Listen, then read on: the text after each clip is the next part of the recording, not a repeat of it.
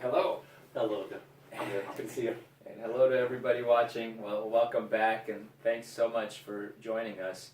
We're going to be talking about children a little more today, and we're going to be touching on some of the things that are happening. You know, last time we talked about how we worry so much about putting helmets on our kids, but we don't really care as much, or we aren't as diligent about watching what goes into their other senses, like their eyes and their ears, and what's being programmed in their brain, and how there's been some violence in schools and so on. And so I thought we would continue that because we have some a great passage to share with you, and a few other ideas. So why don't you take it away with the word, Pastor R. Well, we're going to get this morning to honor, because honor is fundamental to our relationship with God and with each other. We're to honor our mother and father, for this is the first commandment, which comes with a promise that it may go well with you, Yes. that you may live long upon this earth. Well, I'm going to tell the story about Noah, because it says in Genesis chapter 9, verse 18, that the sons of Noah, he had 3 sons, Yes. and they came out of the ark. Their names were Shem, Ham, and Japheth. Now, I don't know what it's like to be in an ark for an entire year with your father. But I know what it's like to travel across the country with 3 children. We had 4 children, but 3 sons. Okay. And I can imagine they had some stories to tell about what it was like to be with their father. Right. And before they went into the ark, there was work to be done. They had basically a forest to chop down, to turn Wow. into wood to make into an ark. That's right. And then you had this people that were really not interested in the message. They were proclaiming the message too. Many scoffers and mockers. So Noah persevered, his sons worked at his side, and then the animals started showing up, 2 by 2, to go into the ark. And so, you know, the doors of the ark closed, they were inside the ark, the rains came, the floods came up, and they survived this ordeal, the judgment of God upon the earth. Right. But now they came out of the ark. And it says the sons of Noah, who also came out of the ark, were Shem, Ham, and Japheth. And these were the 3 sons of Noah, and from them the people who were scattered over all the earth. So we are descendants of Adam and Eve. Mm-hmm. And then when this happened, the children of Noah, these 3 lines were basically all mankind. The Right. entire earth is populated by the sons of Noah. Wow. Then it says in verse 20 that Noah was a man of the soil, and he proceeded to plant a vineyard. So Noah, when he comes out of the ark, the very first thing he does, Dr. Amir, is he offers a sacrifice to God. He's so thankful Sure. that he survived this. He Yeah. makes a sacrifice to God. And then God blesses him and says, you know, Noah, I want you to be fruitful and multiply. I want you to increase, you know, have children. Then he says, I'm going to bless you and give you a rainbow as a promise that I'll never destroy the earth again by a flood. So whenever you see a rainbow in the sky, Right. it's a reminder of God's promise to Noah. This is called the Noah's covenant. God made covenant with Right. him. So Noah now, some years have passed because it takes a little while to plant a vineyard. You first of all have to start and then cultivate the vineyard. He planted the vineyard, and you know, this time of year too, Dr. Muir, I like to think about planting. Yes. Exactly. I like getting the soil prepared. In my little garden outside my house, we plant things like cilantro and basil Very good. and some tomatoes. So we don't have to have you over to have some, Yeah, I'd love it. yes, some good fruits from the garden. That sounds great. When Noah was a man of the soil, he planted his vineyard. So he's producing grapes in his vineyard. Right. Then it says, when he drank some of the wine, he became drunk Yes. and uncovered inside his tent. Oh no. So the question becomes, did Noah not know what he was getting into here? Was he unaware of the potency of the wine and just basically imbibed too much and then became drunk? Or did he indeed lack discipline and just went over the edge and, you know, busted his boundaries and just drunk till he became passed out? Good question. We don't really know. But one way or another, Noah's in his tent drunk, sprawled out on the floor, uncovered. It's quite a sight, huh? Yeah. So what happened next is Ham, the father of Canaan, saw his father's nakedness and told his two brothers outside. Mm. He sees the shame of his father, Mm-hmm. and he takes his father's garment and he goes outside with the garment, perhaps mocking him, perhaps scoffing him, certainly dishonoring him. Right. We know that love covers a transgression, Right. but in this case, the father's sin becomes the son's talking point to his brothers. Right. He's dishonoring his dad. But Shem and Japheth took a garment, and probably the garment that Ham had taken out, Right. and laid it across their shoulders. And notice what they did. They walked in backward, and they covered their father's nakedness. Their faces were turned the other way so they would not see their father's nakedness. Even in their father's worst moment, Yeah. they chose not to dishonor him, because they were basically teaching us what it means to bring honor to your mother and father. I know many of you have faced challenging situations where your father's done things that are reprehensible, Right. dishonorable. Yeah. And it's very easy to, get on Facebook about it and tell people about what the person has done. And so we tend to spread, the dirty laundry. We tend Yeah. to put it out there for people Right. to hear about. But it seems here that the ones who were most honorable were the ones who treated their father with honor. Right. So what's going to happen next in the story is there's going to be a cursing upon Ham and his descendants, Canaan, Right. and a blessing upon Shem and Japheth Right. for honoring their father. Commending what the scripture says, to honor your mother and father, which is the first command with a promise, that may go well with you, that you may live long upon this earth. I guess in our culture we're dealing with, Dr. Amir, there's not a whole lot of respect, That's true. dishonor. Yes, and so we want to talk about how to honor our parents and how to live honor out in our lives. Yeah, well, and certainly we've talked about how positive emotions also affect physiologically our body and everything. And people used to say, when you're upset all the time, you'll have more wrinkles, and when you're upset all the time, you're more likely to get sick and all of that. And I think this is one of those promises from God that says, really, this is when you honor your mother and father, things will go well with you for so many reasons, and certainly God, being the Father himself, has a special place for parents, and in the culture I grew up in, it was always like that. I remember when we're in elementary school in Iran, we had to study the Quran because it is the Islamic Republic of Iran, and so it's basically Islamic law. Their constitution is the Quran. And I remember one day the religion teacher telling all the kids, I was probably in 4th grade, saying, if you kiss your mother between the eyes, you're more likely to go to heaven. And I remember running home after school and asking my mom if I could kiss her on the forehead so I could increase my chance of, heaven. And I know there's a reverence in a lot of countries, not just Iran, for parents. We moved to America, and there were times where I would have my friends over for sleepovers. I'd have 3 or 4 friends over. It might have been my birthday or something, and we'd have pizza, and we'd push the coffee table aside, and put the pizza on the floor, and we'd get the video games, and we'd play, and we'd sit around and kind of make a mess and just enjoy our time.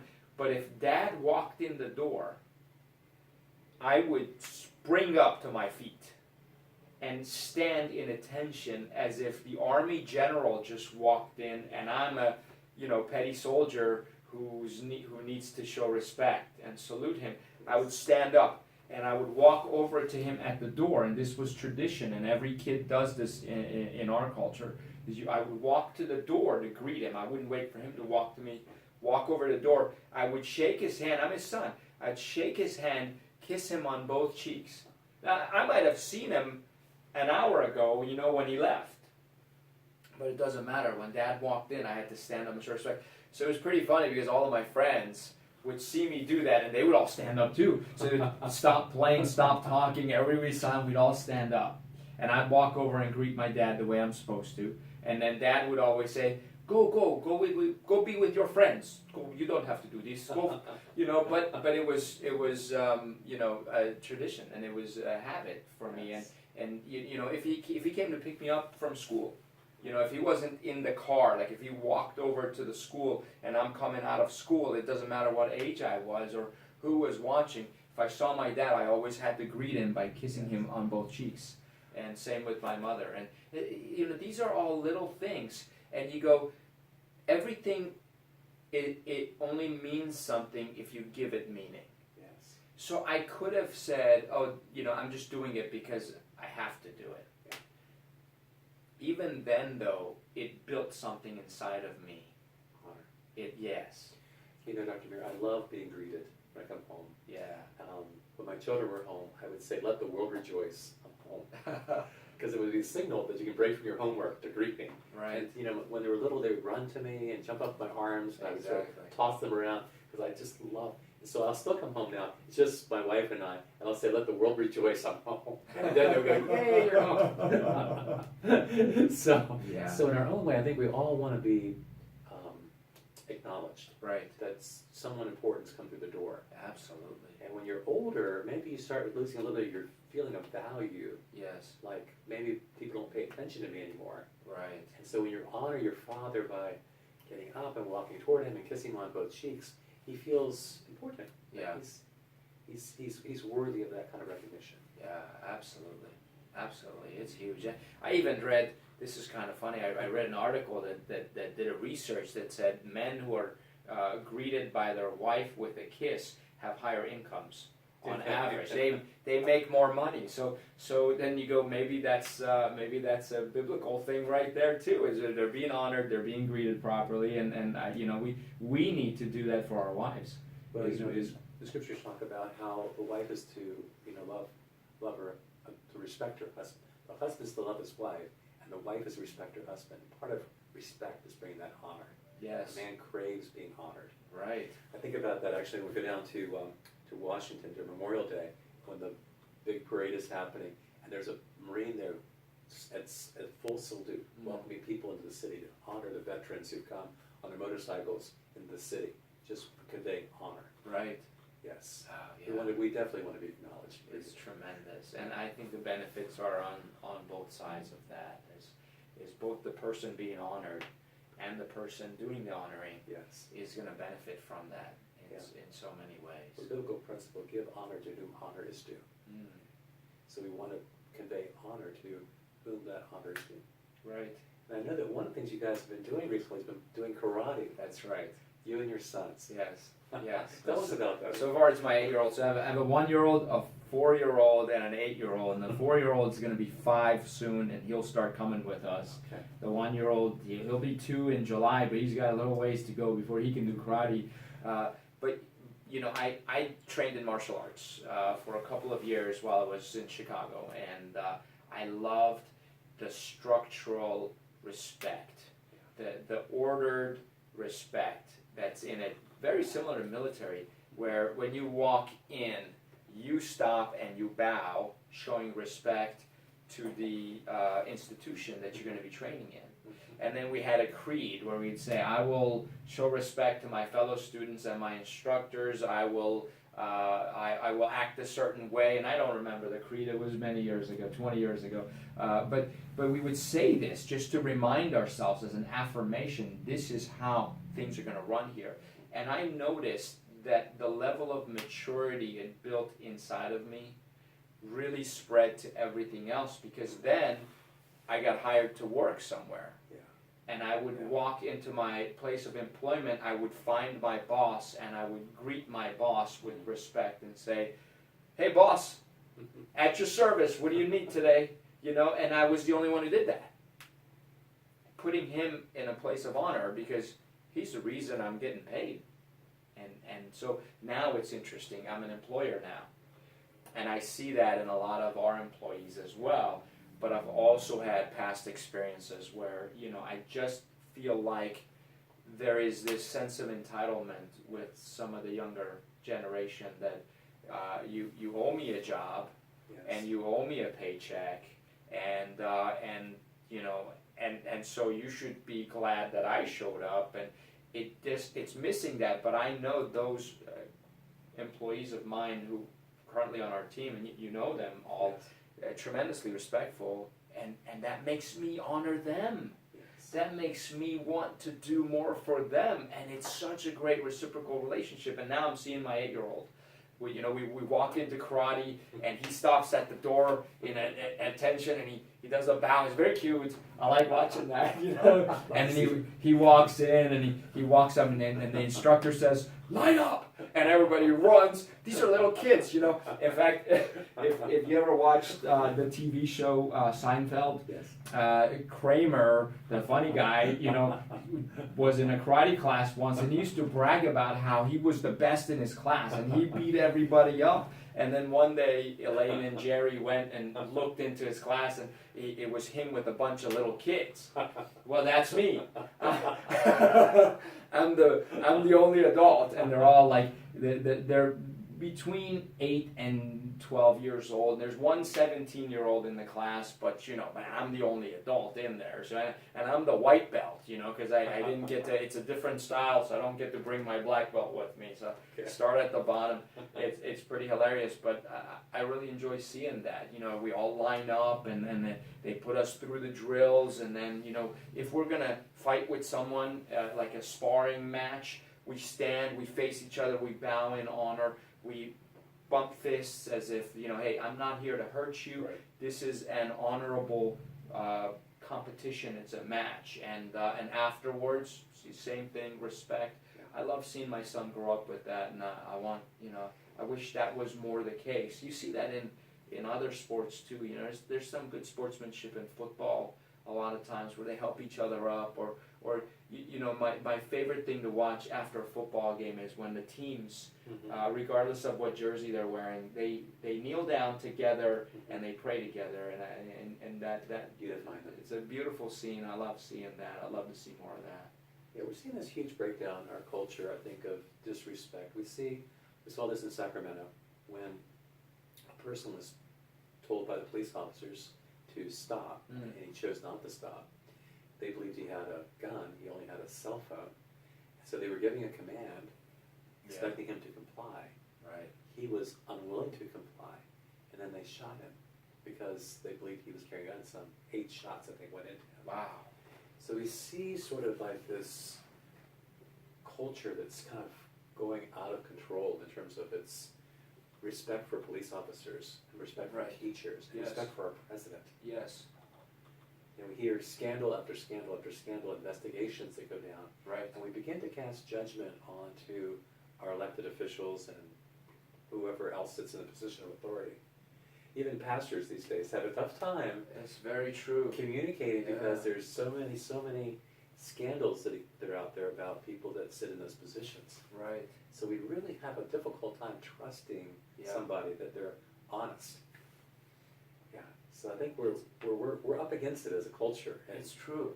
It's true, and it seems to be going the wrong way. Yes. And it's affecting, you know, I always believe health is 3-dimensional.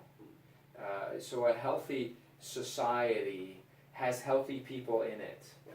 And those healthy people have healthy relationships with each other, and they do healthy things. They eat healthy things. They raise up healthy children. And then the exact opposite is true, and it seems to spiral in the wrong direction. And it feels like when a car is rolling backwards, it takes a lot of effort to stop it before we can start pushing it the other direction. And so we need to be thinking, well, first off, how do I start? You know, where do I start? And any movement, any social movement typically historically started in a small setting, you know, with 2 people. And they decided to just live out a certain value a certain way based on what they believed. And then they got together in a basement Yeah. and started to have little meetings, you know, and then they said, hey, here's how we're going to raise our kids, and here's how we're going to act, and no matter what anyone else does, we're going to stick to our values. And then that starts to spread into another basement in another house where another group of people are getting together, and little by little, maybe there's going to be change, but certainly we can't go out there and declare change or command it, but we certainly can start to teach it in our small circle of influence and then grow little by little. I think that's how revolutions take place.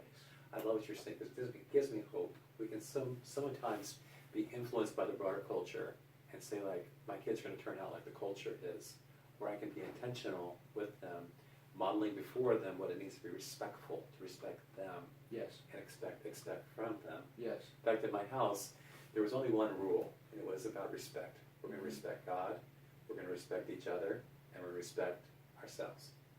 So if they ever said anything disrespectful to their mother, it was like a big-time crime Yes. for which they had to answer. Yes. Because mom was never going to be disrespected. Exactly.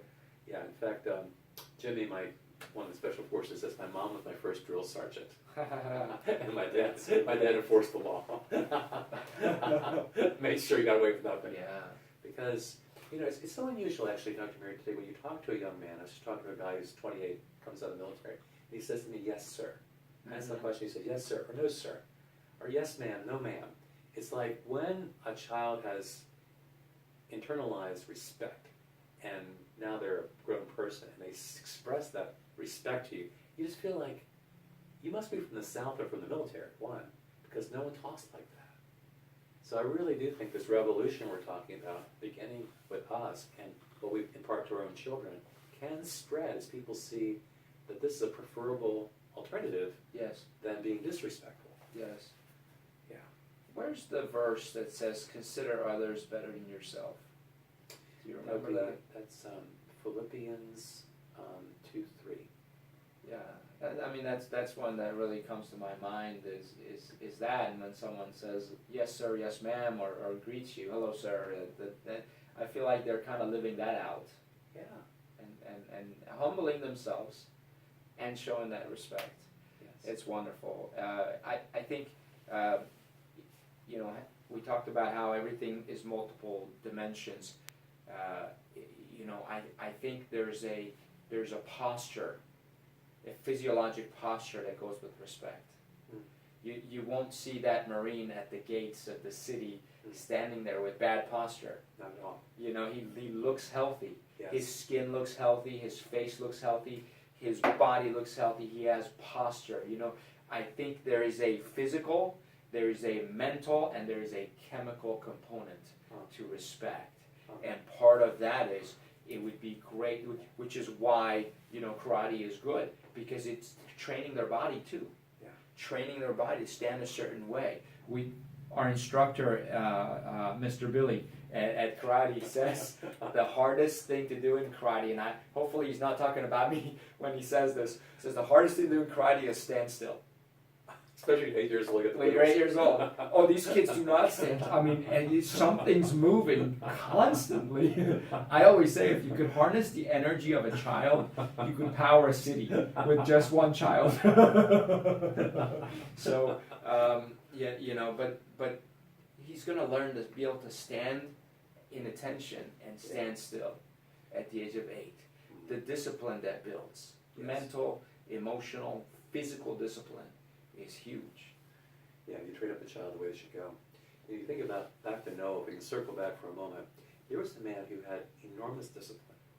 He had to have the discipline every day to show up and build that ark. And then the discipline of taking care of those animals on the ark. Yes. So he followed God, but then at the end of his life, he began to lose discipline, apparently, that, this vineyard, he just saw the wine and just drunk too much and, got himself drunk. So I think it's easy enough Amir, to have discipline in some areas of our life, but to be slipping in other areas of our life where we're really dishonoring ourselves. Yes. We're dishonoring our families. Right. And so it's really good to sort of realize what those areas are and begin to bring some correction, some changes. Yeah. How we do one thing is how we do everything. Yes. And how we treat our wives with respect. Exactly. How we treat our children, our employees, Exactly. Exactly. teachers. You know, it seems like throughout the Bible, and you're the expert, and correct me if I'm wrong, but except for one person, everybody fell. They all fell. Everybody made a mistake. Everybody did multiple wrong things. Some of them unfathomable. Yes. And very, very disrespectful. Yes. And they paid the penalty. Every one of them. Yes. And it seems there's only one. Yes. There's only one. So our highest level of honor and respect Yes. should be for the one.